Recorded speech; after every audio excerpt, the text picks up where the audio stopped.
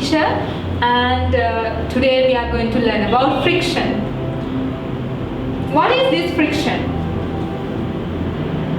In this lesson, we'll be discussing what is friction, the factors which affect friction, how this friction is useful for us, the instances where this friction is a nuisance for us, and how we can reduce this friction and the types of friction.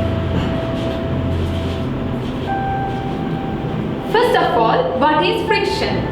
Friction is a force that slows down things. This friction takes place between two surfaces. Think you are running, then friction takes place between your foot and the floor. Now I told you that friction is a force that slows things down. Then what is a force? You can see in this picture, a boy is pushing and another boy is pulling. You can see the boy with the cap is pulling and the other boy is pushing. So this force is a push or a pull. A force can do many things. It can move an object at rest. It can change the direction of the object. It can stop a moving object. It can make object move faster, and also it can make object move slow. You might have experienced all these things in your day-to-day life. For example, you have played with toy cars and stuff. When you have a stationary toy car and you give it a small push, what happens? It starts to move. So that is how we use the force to move an object at rest. Okay. Then how we can use this force to change the direction of an object? Now think you all do this in school.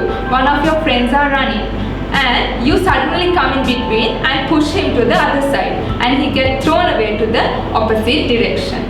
So this is how we can use the force to change the direction of something. How can we stop a moving object by using this force? You might have ride the bicycle when you were small, and suddenly when you apply the brakes on your bicycle, the bicycle stops. So this is an instance where force can be used to stop a moving object. And I told you that we can make object move faster and we can make object move slow. I told you that this force can be used to move object faster and to make object move slow. You might have experienced this when you are small. You have gone to the children's park and you might have played with your friends and your siblings. And you might have also played in the swing. Can you remember? Sometimes you go very fast in the swing and sometimes you go very slow in the swing. What is the reason for this? The reason for this is the force. When your mom pushes you hard, you go very fast. And when your mom pushes you slow, you go slow. So this is something which you have already experienced in your life. So like this, a force can do many things in our day-to-day activities. Factors which affect friction. What are the factors that affect friction? First one is nature of the surface and the second one is the surface area. Nature of the surface. You can see there are two pictures here. One, a girl is standing on the ice, and the other one, the girl is walking on the road. What do you think is easier? Is it easy to walk on the ice or is it easy to walk on the road? It is easy to walk on the road. What is the reason for this? The road has a very rough surface. Because the road has a very rough surface, the friction between the foot of the girl and the road is high. So it is easy for her to walk on the road. But the ice is very smooth. The surface of the ice is very smooth. So the friction between the foot of the girl and the ice will be less. So it is difficult for the girl to walk on the ice. Okay, surface area. How does surface area affect friction? When the surface area is low, the friction is low, and when the surface area in contact is high, the friction is high. You can experience this when skating on ice. You might have seen in the skating boards, the edge is very narrow. They have made this edge very narrow in order to reduce the surface area in contact with the ice, so that they can reduce the friction and it will be easy for them to slide through very easily. Okay, now let's see how this friction is useful for us. You have ride the bicycle when you were small and you always play in the ground, you play football. In all these instances, this friction is useful for us. Okay, let's see what are the uses of friction. You can see some pictures here. You can see a boy is riding the bicycle and you can see another boy is playing football. And also you can see in this picture, on the tire there are grips. These grips increase the friction between the tire and the road. So it is easy for the boy to ride the bicycle without falling off. So how is this friction helpful for the small boy to play football? You can see that he is wearing a pair of shoes. And in the shoes also there are grips. These grips also increase the friction between the shoes and the ground. And it is easy for this boy to play. When he is running and kicking, he does not slip away because the friction between the ground and the shoe is high.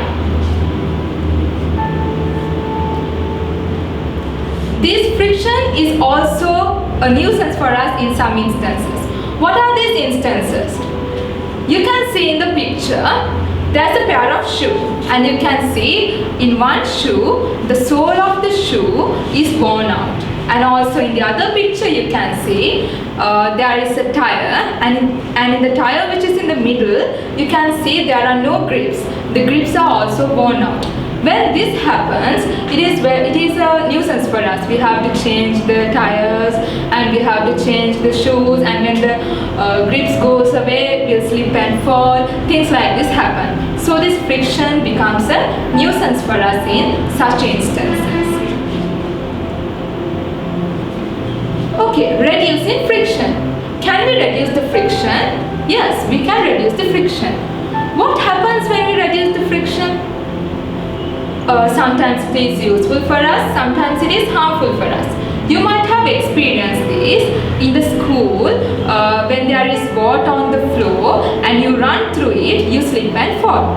Why does that happen? This water is a lubricant. Water, wax, oil, these are lubricants. When you apply a lubricant on the surface, the friction decreases. When the friction decreases, you slip and fall off. Types of friction. In your syllabus, you have to learn about two types of friction. One is water resistance and the other one is air resistance. You might have noticed that the fish and the aeroplanes have the same shape. We call that shape the streamline shape. This shape helps the fish to overcome the water resistance, and it helps the aeroplanes to overcome the air resistance. Friction and heat. What is this friction and heat? When friction takes place between two surfaces, heat is produced. You can experience this. Take your two hands and rub it well. When you rub your hands, you can feel the heat. You rub the hands well and keep it on your cheeks, and you can feel the heat. Why you can feel the heat? Because your hands are hot. Who has produced this heat? Friction has produced this heat.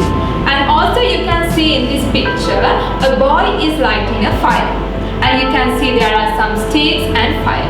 When you take two sticks and rub it for a long time, fire takes place. This is also a reason of friction. This is all about friction. I have sent you a set of notes. You read it well and you write it in your writing book, and I have given you assessment and you do it. And if you have any questions or doubts, you can contact us and we'll help you. Okay children, God bless you. Have a nice day.